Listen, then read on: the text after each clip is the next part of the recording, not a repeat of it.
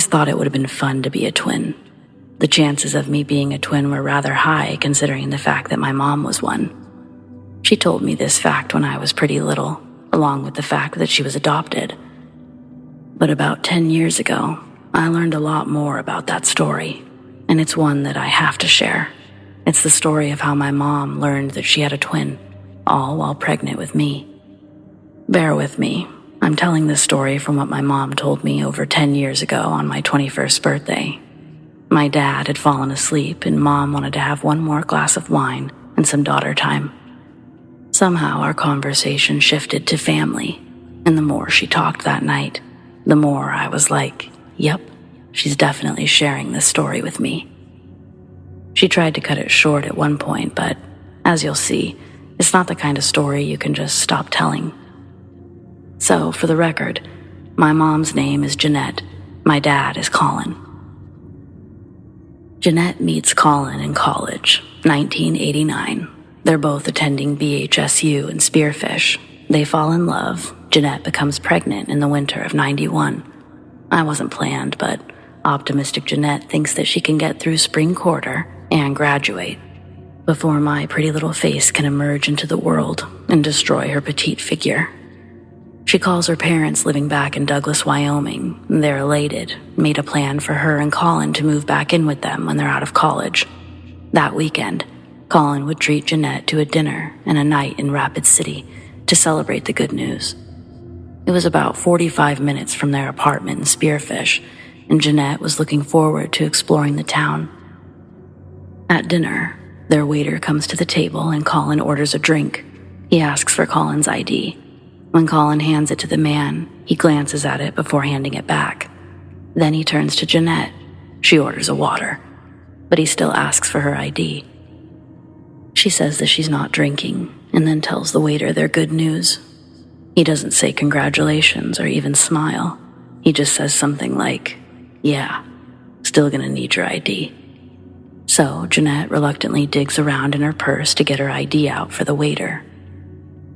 When he takes it from Jeanette's hand, he closely examines it to make sure it's not fake. She watches as he looks it over, front and back, then tries to peel any hidden stickers off by rubbing his fingernails down, looking for ridges. He then takes a notepad out from his apron, jots down a few words before handing the ID back to Jeanette. She asks if there's a problem, inquiring about what he wrote on his little notepad. He tells her that he just needed to make sure it wasn't a fake ID. They could lose their license selling to a minor. Then he leaves the table. When the drinks are delivered, it's a new waiter, and she becomes their server for the rest of the night. Colin gets absolutely trashed off of what Jeanette recalls as 2 drinks. Again, Jeanette's not drinking alcohol, so she assumes the bartender's just pouring them heavy. They've partied together many times before, and she's seen him this drunk a handful of times. But Jeanette's still a little surprised at how fast it happened. Not to mention, this wasn't supposed to be a party night. Their meal alone was going to cost over $100. It was supposed to be a nice night. By the end of their dinner date, Colin needs help pulling his wallet out of his pocket, and Jeanette no longer feels excited to spend the night away from their cats in their apartment back in Spearfish. She makes the obvious decision and decides to drive them home. When they get into the car, Jeanette's in the driver's seat of Colin's car, and Colin's dry heaving, lying in the back.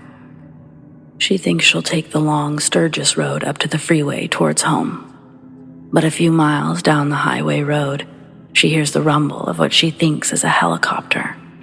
But she quickly realizes what it is when her rearview mirror is lit up with tons of bright orbs. She knew the lights couldn't be from cars because they weren't fixed to each other the way headlights would move in the dark. Suddenly, the lights in the rumble weren't so distant in her mirrors. She could see around 10 motorcycles surrounding the car. Jeanette's already a nervous driver when she's behind the wheel, so to see this biker gang on every side of her car makes Jeanette nervous. She slams on her brakes, and the motorcycles behind her almost wipe out trying to avoid her, while a few others stop directly in front of the vehicle, blocking the road.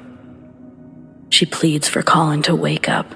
There's a small moment of silence before any of the bikers approach their car, and my mom hears gurgling.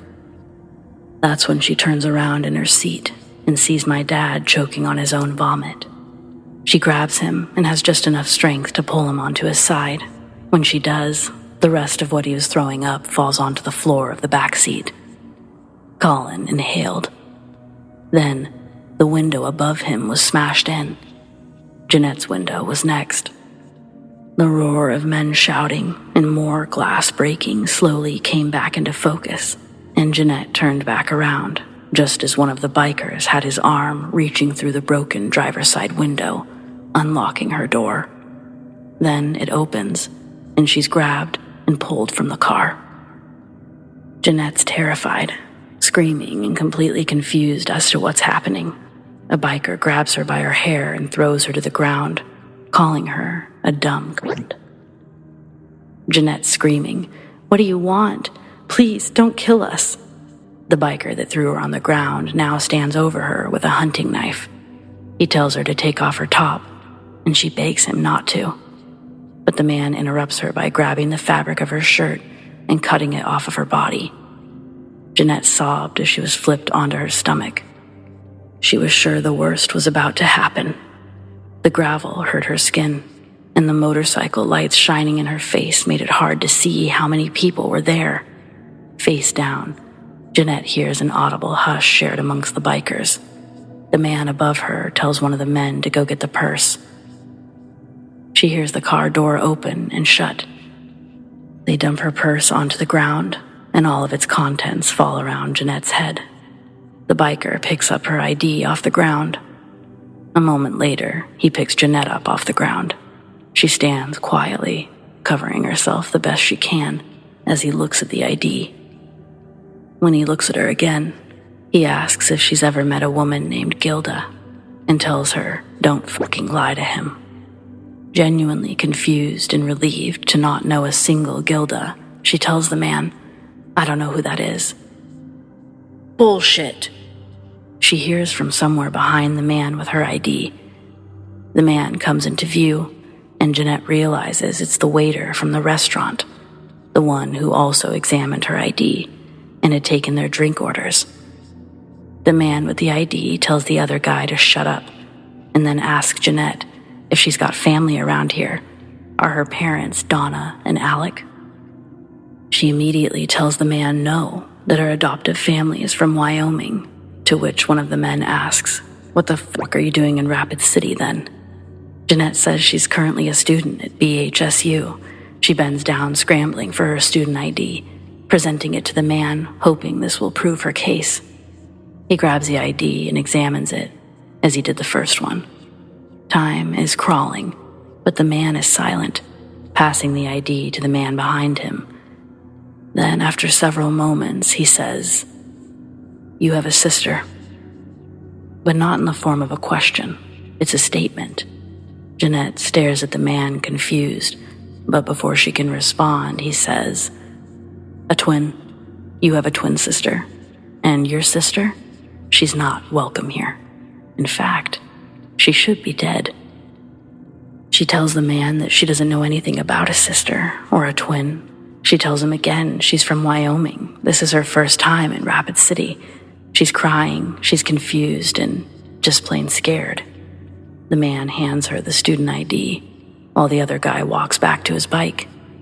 The man with the knife tells her, "You'd better make this your last trip to Rapid City. Your sister, your twin, she's not welcome here. And if we see you again, we'll have to assume you're her, and we won't be able to let you go. Do you understand what I'm saying?" My mom nods her head, showing the man she understands what he's saying. "Oh, and sorry about your guy. Couldn't have him trying to be a hero. He'll be fine in about 12 hours. Don't even think about going to the cops. Waste of your time and ours. Understand?" She nods once more. And then the man holds up his left arm, making some sort of turn-it-around motion, and all of the bikes fire up at the same time, while the man turns and walks back to his own bike. Within seconds, the loud rumbling passes by Jeanette once again as she stands in the middle of the street. Eventually, it's silent, and she's processing everything that just happened, but quickly makes her way back to the car. She's relieved that Colin hasn't moved back onto his back, but remembers the man's words. He'll be fine in about 12 hours. To this day, my mom had no idea what they gave my dad, but whatever it was kept him out for hours. Once back at the apartment, my mom struggles to get my dad out of the car.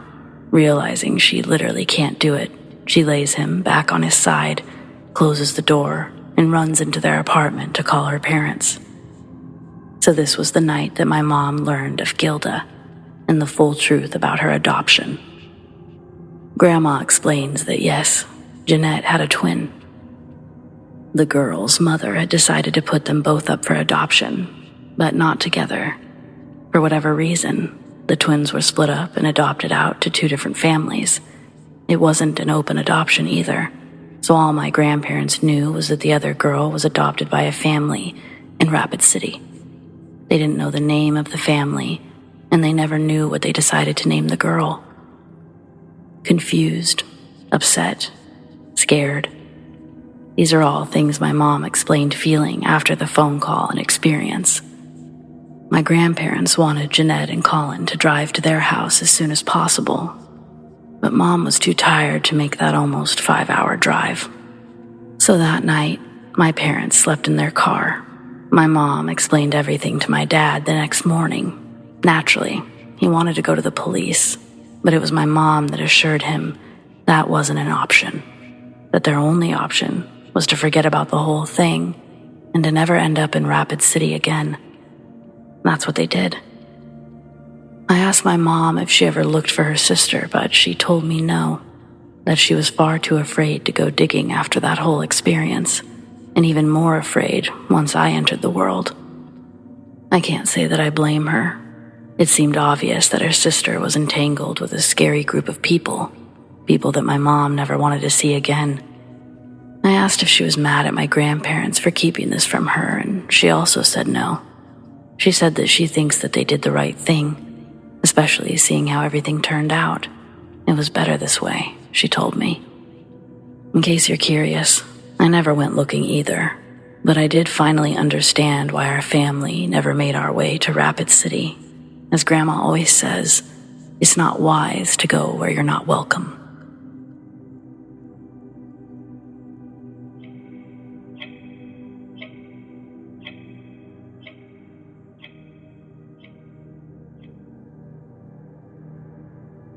When I was in middle school, my last class would be PE. I'd walk home after the bell rang, so I'd usually just stay in my sweaty PE clothes, then take a shower when I got home. We lived relatively close to my middle school, so the walk there and back in either direction was only about 2 miles. Along my route, I passed by a little gas station. I'd often stop in and grab a drink on my way home. I think it was a Tuesday afternoon when I entered the gas station. A woman named Zoe sat behind the register reading a magazine. I had my headphones on while listening to Linkin Park on my Walkman CD player. She glanced up and we exchanged smiles before I turned to start perusing up and down the beverage section. It's one of the furthest areas from the register. After making a selection of Mountain Dew, I grabbed the plastic bottle from the refrigerated glass encasing, then turned to the register. There's now someone there talking to Zoe, so I stand a few feet back and wait for him to purchase his stuff. The music is loud in my headphones. My attention jumps from cardboard cutouts and glittery cigarette advertisements until, out of the corner of my eye, there's a flurry of movement.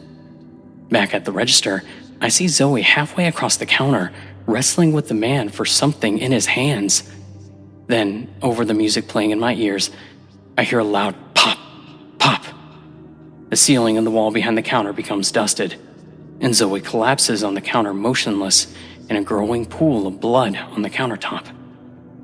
The man screams, "Fuck!" Then turns around and sees me standing frozen a few feet behind him. But a new scream makes us both jump as a worker named Tim opened the employee room door coming back from a break. The man runs away while Tim continues to scream while running to the counter. He runs behind the counter and pulls Zoe off of the counter. When she slid off onto the ground, he could see the full extent of damage and knew that she had died. Tim called the cops and begs me to stay, but I'm in shock and I just nod my head and go sit down behind another aisle away from the front door, shocked and terrified that he was coming back. When the police showed up, they took my name outside and collected a statement from me, but it wasn't needed. While we were outside, another patrol car pulls up with someone in the back seat. The window unrolled and an officer asks, "Is this the guy?"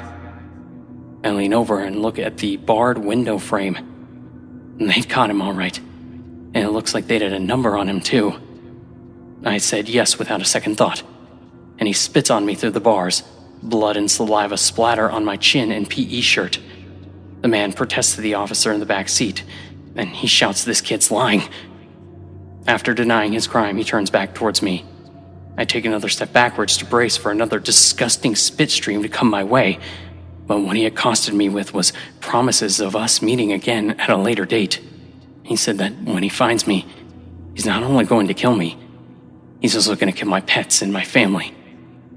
The reflective rear passenger window began to roll up again, but not before he yelled out one more thing to me. He called me by my last name. Then he repeated it again and again, like he was memorizing it until the window fully sealed and he was out of sight. The patrol car leaves and the cop asks if I need a ride home, but I declined. I was overstimulated and needed air. Walking home, I couldn't figure out how he knew my name. It's a German last name that's difficult to pronounce if you're not familiar with German dialect. Then I looked down at the splotches of mucus and blood he'd left on my shirt and my heart dropped. I realized my last name, the school I go to, and the city it's located in was all plastered on my chest like a billboard. It was 1991, and I was 12. It is now February 2023, and I'm almost 45. Although I live in the same county as my childhood, my zip code's 3 towns over and in a more rural area. Recently, a lot of odd things have been occurring, like a lot all at one time. November, one of our neighborhood dogs had puppies. They called my wife and we took my son over to pick one out. We ended up getting 3. We have a big fence and property where the dogs can play outside without escaping. Cars rarely drive down our residential street, but we're still close enough to the road that a tall chain-link fence could keep everyone safe, kid included. January. Dogs have grown a substantial amount, and it's like watching a Disney movie to see them all play so gently with my son outside. One evening, I came home to discover all 3 of them dead in the front yard. The next morning, I'd walk every part of the yard looking for clues as to how 3 healthy dogs could die within a workday from seeing them. Near the corner of the yard, behind our cherry tree, I found pieces of raw ground meat stuck in parts of the fence, leading me to suspect that someone might have poisoned them by pushing the tainted meat through the fence for them to eat. I was devastated for my son. I didn't tell him about the poisoning part, but he's 5 and didn't ask questions after I broke the news to him. Either late April or early May on this year, my wife was driving home from picking the kids up from daycare. She told me a guy followed her from the parking lot all the way to our neighborhood before my wife was freaked out enough to drive to the closest spot, which was the Le Schwab Tire Center. When an employee jogged out, she told him what was going on, and they were both able to watch the white Mazda that had been following her just drive by. When she felt comfortable to go, my wife took the back roads home and didn't see the Mazda again. Both of our phones have been called multiple times by different numbers, all from a prepaid track phone. All you have to do to activate one of those is purchase a card with some minutes on it. The first time my wife answered her phone, the caller asked if this was Arnold's number. And that's my name. My wife thinks it's a work friend, so she says no. And then she says that it's her name and says Arnold's my name. She and I are in the same plan, and our phone numbers are identical besides the last digit. It's an easy mistake, but my wife also stated that she only got as far as telling him, "No, Arnold's my husband," before they disconnected. I answered the next call that would come on my phone, but the other line was silent after I said hello. We have a home security system with a couple cameras to monitor the property. A while back, I thought to spend a day fast-forwarding through the footage and to see if anything weird has been happening around the house. We haven't had any notifications from our Ring doorbell, but it's the only camera that can see out to a little bit of the road. The best way that I can think to go through the footage was to start at the most recent files, then work my way backwards. On the program I used to open the video files, it shows you little still frames of the video at the bottom as a quick view. Most of the frames are identical to one another. 3 days before that, the thumbnails at the bottom show a white car passing by our house while everyone was gone. The camera isn't good enough to capture what kind of car it was, but it clearly was a white car. I continue to open the files to see that this same white car with black tinted windows has come driving past our house once or twice a week since March. All of these weird events got me thinking about the worst case scenario, and it felt like a punch to the gut when I remembered the guy's promise. I don't know if I'm just being paranoid, but it's been almost 30 years since what happened at the gas station. His name was Paul Smith. What I was told back then was that he had warrants in other states too, and he would be going to jail in whatever state that jury finds him guilty in. I'm terrified he was released and he's come back for me. Please, tell me if I'm being paranoid. Please, any lawyers, what can I do in this situation? Do I really have to wait for something to happen in order to report anything?